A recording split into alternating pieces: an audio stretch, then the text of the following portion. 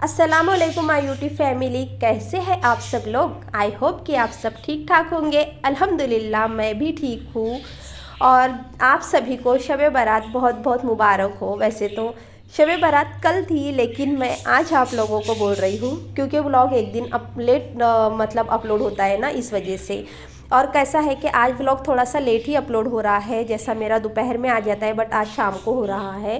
तो कैसा होता है कि हर कोई अपने घर में इबादतों में बिज़ी होते हैं। हर कोई जो शब बारात को तौबा की रात भी कहा जाता है, मग़फ़िरत की रात कहा जाता है, बख्शिश की रात कहा जाता है। तो हम तो इतने गुनहगार हैं ना कि हम नहीं जानते कि हमने कितने गुनाह किए हैं। और इन सारे गुनाह को हम मतलब तौबा करके अपने गुनाह को थोड़ा सा तो कम कर सकते हैं ना। और तौबा करने के बाद में हम ये भी तो कह सकते कि या अल्लाह पाक अगले बार से मैं ये सारे गुनाह बिल्कुल भी नहीं करूँगी। तो हमारी अल्लाह पाक तो हमारी तौबा का इंतज़ार करते रहते हैं ना। लेकिन हम बंदे इतने नाफरमान होते हैं ना कि हम तो गुनाह पे गुनाह करते जाते हैं। लेकिन तौबा तो बहुत दूर की बात, हमको एहसास भी नहीं होता है कि हमने कितने गुनाह किए हैं, कितने लोगों को हर्ट किए हैं, हमने कितने लोगों को परेशान किए हैं। अपने लाइफ में हमने क्या क्या नहीं किए, क्या किए हैं, ये सब कुछ नहीं क्या हमारे साथ होते रहता है। दुनिया में हर किसी के साथ होता है और दुनिया में कोई ऐसा इंसान नहीं है जो बोल दे कि मैंने गुनाह नहीं किया। दुनिया में हर इंसान किसी न किसी गुनाह में गुनाह करता ही है, ऐसा कुछ भी, क्योंकि हम तो इंसान हैं ना। हमारे अंदर अगर हम इंसान हैं तो हम जिस मतलब वो कहते हैं ना, हर इंसान के अंदर थोड़ा बहुत ना जो शैतान भी बोल देंगे हम, मतलब हम कभी कभी ऐसा होता है ना कि हम कभी बहुत गुस्से में आ जाते हैं, कभी कुछ ये कर देते तो हम ना कुछ थोड़ा बहुत गलत कर बैठते हैं। तो हम कैसा रहता है ना कि हम अपने आप को उस वक्त रोक नहीं पाते हैं। तो उसके पीछे भी तो हमारे अंदर का एक अच्छा इंसान होता है। जब हमको रियलाइज़ होता है कि चलो हमसे यहाँ गलती हो गई, तो हमने फ़ौरन से उस गलती के लिए, उस गुनाह के लिए तौबा कर लेनी चाहिए। क्या पता अल्लाह पाक ने तो हमको 3 अफजल रातें दी है ना, कि एक तो शब मेराज हो गई, शब बारात हो गई और लैलतुल कद्र हो गई, जो अभी रमज़ान में आएंगी। तो रमज़ान का भी तो इतना पाक महीना आने वाला है, बरकत वाला महीना आने वाला है कि अल्लाह पाक हमको रमज़ान का तोहफ़ा जो है ना, इतना इतना खूबसूरत तोहफ़ा हमको रमज़ान का देते हैं ना अल्लाह पाक। तो फिर भी हम लोग क्या करते हैं, रमज़ान में हमको रोज़े रखने चाहिए, इबादतें करनी चाहिए, हर काम का एक शेड्यूल बना लेना चाहिए। और साथ ही नहीं क्या, यहाँ पर ऐसा लगता है ना कभी कभी जब शब बारात आती है, तो मैं अपना पर्सनली बताती, मुझे ऐसा लगता है कि क्या पता शायद हो सकता है ये ज़िंदगी की आखिरी शब बारात हो। क्योंकि हम नहीं जानते हमारे ज़िंदगी के सारे नामे अमाल जो शब बारात के दिन पेश होते हैं, हमने क्या किए हैं क्या नहीं किए हैं ये सारे। तो हम नहीं जानते कि हमारी ज़िंदगी में यही साल है या इस साल के कितने दिन बचे हुए हैं, आगे का साल हम देख पाएंगे या नहीं, आगे के साल हमारे साथ क्या होने वाला है, हमारे नसीब में क्या लिखा जा चुका है। मतलब बहुत सारी ऐसी चीज़ें हैं, बहुत सारी ऐसी बातें हैं जिनके बारे में ना हमको कुछ भी पता नहीं होता है, सिवाय हमारे अल्लाह पाक के। तो हम तो हर बात अल्लाह पाक पे छोड़ देनी चाहिए।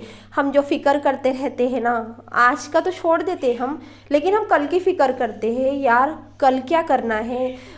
आज तो ये हो गया, लेकिन कल कैसा करेंगे, क्या करेंगे। नॉर्मली मैं व्लॉग की बात बताती आप लोगों को एग्जांपल, कि आज मेरा ये व्लॉग बन गया यार, मुझे कल क्या व्लॉग डालना है। तो ये हम सबके माइंड में जो जो जिस काम में होता है, जो जो जिस प्रोफेशन में होता है, वो सारे इस बातों में रहते ही है, क्योंकि हमको अभी की नहीं आगे की पड़ी होती है। तो इसी तरीके से ना हमको हमारे आखिरत की भी पड़ी होनी चाहिए कि हम तो आज ये सब कुछ कर रहे हैं ना, लेकिन हम अपने आगे के लिए क्या जोड़ के रख रहे हैं। आगे के लिए तो देखा जाए तो हमारे पास में ऐसा कुछ भी नहीं है। हम जन्नत की उम्मीद कर रहे हैं, जिस तरीके से यहाँ पर हम पैसों की उम्मीद कर रहे हैं कि हमारे पास बहुत सारा पैसा आना चाहिए, कामयाबी आनी चाहिए। तो हम तब के लिए क्यों नहीं सोच के रख रहे यहाँ पर हम LIC बनाएंगे, यहाँ पर हम बहुत सारा पैसा जमा करने का क्या है, मतलब किस तरीके से जमा होगा वो देखते हैं।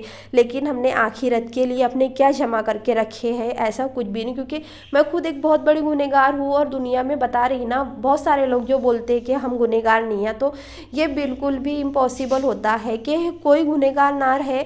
और हाँ, गुनाह पे तौबा करने के बाद में हमको वो गुनाह दोबारा नहीं करना चाहिए।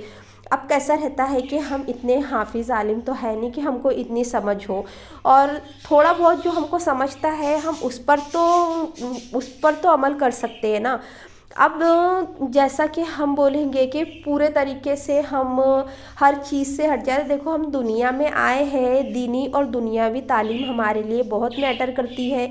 हम जहाँ पर आए हमको वो सब कुछ भी देखकर चलना होता है, क्योंकि अगर दुनिया में देखा जाए तो पैसा बहुत मैटर करता है और आखिरत के लिए हमारे अमाल मैटर करते हैं। तो हम दोनों को बैलेंस करके तो नहीं चल सकते, लेकिन थोड़ा बहुत तो हम कर सकते।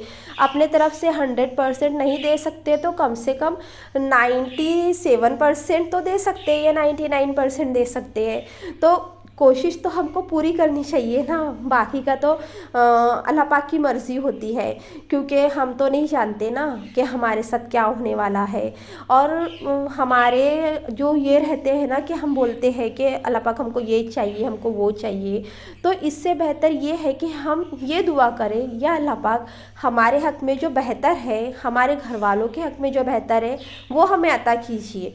क्योंकि ऐसा होता है हम कभी कोई चीज़ के पीछे भाग रहे होते हैं और वो हमारे हक़ में अगर बेहतर नहीं आ, तो वो चीज़ अगर हम अल्लाह पाक से मांगेंगे तो ये होगा ना कि हमको वो चीज़ तो मिल जाएंगी, लेकिन हमको खुद को पता नहीं होता ये हमारे हक़ में बेहतर है नहीं है, और फिर हम वही चीज़ के लिए पछतावा करते बैठे, रोते बैठे। तो इस वजह से नहीं, क्या सारी चीज़ें ना अल्लाह पाक पर छोड़ दो।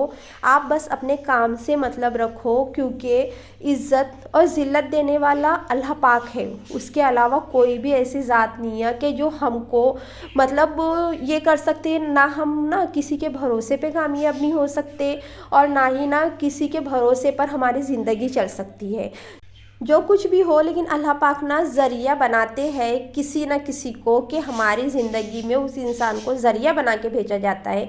हम सोच रहे होते कि नहीं वो हमारी हेल्प करेंगे, लेकिन ऐसा नहीं होता है। वो अल्लाह पाक हमारे लिए चुन कर के देते हैं कि जाकर के इस इंसान को ज़रूरत है, इस इंसान की हेल्प करो। और हम लोग क्या समझते हैं, उस इंसान को ही नहीं क्या सब कुछ समझने लग जाते हैं, तो ये भी गलत होता है। तो बस यकीन रखो अल्लाह पाक पर, क्योंकि देने वाला भी वही है और लेने वाला भी वही है। तो हम कुछ नहीं कर सकते, किसी की इतनी हैसियत नहीं होती है कि वो किसी के लिए कुछ कर दे। खिलाना पिलाना भी अगर हम सोचते हैं ना कि हमने उसको खिला दिए, हमने उसको दे दिए, हमने कर दिए, ये आपका घमंड और गुरूर होता है कि हमने उसके लिए किए। हम कुछ नहीं है, हमारी कोई हैसियत नहीं है कि हम किसी को खिला पिला सके। कोई अगर आता है हमारे घर में तो वो अपना रिस्क लेकर के खुद आता है, और वो उसके पैरों से हमारे घर में रिस्क आता है। तो ये सब हमने बोलना छोड़ देना चाहिए कि हमने उसके लिए की। इसलिए क्या होता है, आपके अंदर एक घमंड आ जाता है, जिसको तकब्बुर भी कहा जाता है, जो अल्लाह पाक को बिल्कुल पसंद नहीं है। तो इस घमंड से थोड़ा सा दूर रहिए और अपने अंदर ना सारी अच्छाइयाँ लेकर के आइए। ज़्यादा ना सही, थोड़ी बहुत तो ला सकते हैं। मैं भी ये नहीं बोल रही कि मैं 100% सही हूँ करके, 50% हो सकती हूँ।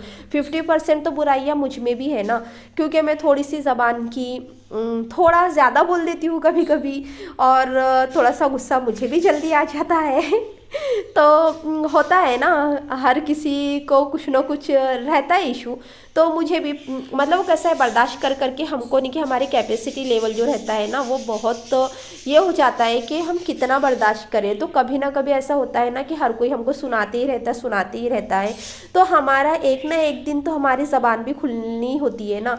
तो ऐसा ही कुछ मेरा भी हो गया। पहले मैं बहुत खामोश रहती थी, चुप रहती थी, लेकिन अब कैसा हो गया है कि नहीं, मुझे बोलना ही है, मुझे बोलना ही है। क्योंकि एक तो हमारा प्रोफेशन है व्लॉगिंग का, इसमें कैसा है हमको बोलना पड़ता है। अगर हम चुप रह जाते हैं तो हमारा काम ही पीछे चले जाएगा ना। तो इस हिसाब से भी एक होता है। तो जाहिर सी बात है, इन सारी बातों में मेरे काम तो हो चुके थे। और जैसे कि अहरार चले गया था नमाज को, उसके आने के बाद में जैसे ही असर मगरिब के बीच में देनी थी फातिहा, और मेरा तकरीबन बनते हुए आ गया था यहाँ पर। और जैसा कि क्या रात जागने की होती है बोलते ना, लेकिन मेरी तबीयत ख़राब थी तो वही मैं थोड़ी देर लेट रही थी, थोड़ी देर, क्योंकि सर्दी बुखार इतना ज़्यादा हुआ था मुझे 2-3 दिन से, कुछ कामों में ज़्यादा घूमना फिरना भी हो जा रहा था, तो मैं थोड़ी देर पढ़ती थी कंटिन्यूअसली। मैंने पूरी रात जागी ये नहीं बोलूँगी, मैं 11:30 तक जागने के बाद में फिर उसके बाद में थोड़ा आराम कर ली, फिर उठी, फिर पढ़ी, फिर थोड़ा रेस्ट कर लिए, फिर पढ़े। मतलब इस तरीके से करते गई कि मेरी रात भी, पूरी रात की भी इबादतें हो गई मेरी, और जितना हो सके उतना हम अपने तरफ से कर सकते उतना तो हर किसी ने ज़ाहिर सी बात किया होगा। तो यहाँ पर बन चुका था मेरा गोश्त का सालन और साथ ही हलवा भी रेडी हो चुका था। तो अहरार को वही बोल रही थी कि जैसे मगरिब के असर की नमाज़ पढ़ करके वो आने वाला था, और फिर बाद में जैसे फातिहा वगैरह होती, फिर उसके बाद जाता वो मगरिब की नमाज़ पढ़ने, क्योंकि हमारे घर से मस्जिद काफ़ी दूर है तो उस वजह से। तो यहाँ पर नहीं क्या, मैंने निकाली थी फातिहा का बर्तन, तो जैसे कि मैंने आपको बताई कि जो थोड़ा सा नरम सा ऐसा गोश्त होता है वो बनाई थी, और साथ ही हलवा, पराठे और पुलाव बन गया था मेरा। और बस अब फातिहा के लिए निकालने लगी थी मैं यहाँ पर, और अहरार भी नहीं किया। अब जैसे फातिहा वगैरह हो जाएंगी फिर उसके बाद में वो नमाज़ के लिए चले गया था, मगरिब की नमाज़ के लिए। तो मेरा व्लॉग आज का इतना ही था। आप लोगों को अगर पसंद आया हो तो प्लीज़ लाइक कर दीजिए, और चैनल पर नए हो और अगर अच्छा लगता हो आप लोगों को मेरा व्लॉग तो सब्सक्राइब कर दीजिए, और दुआओं में ख़ास याद रखिए। मिलती हूँ आप सभी से मैं आने वाले अपने नेक्स्ट व्लॉग में।